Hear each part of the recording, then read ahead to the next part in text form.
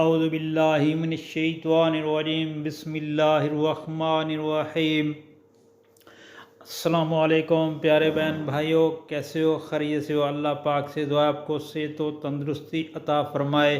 رات کو سونے کی دعا نبی پاک صلی اللہ علیہ وآلہ وسلم نے ارشاد فرمایا کہ جو شخص بستر پر لیٹے اور اللہ کا ذکر نہ کرے تو قیامت کے دن یہ اس کے لیے ندامت اور حسرت کا سبب ہوگا۔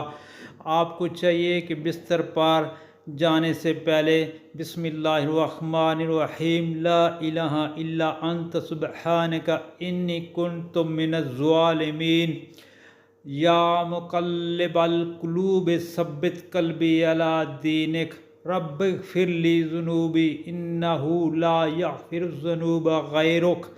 دوستو، یہ دعائیں 2 یا 3 دفعہ لازمی پڑھ کر سوئیں۔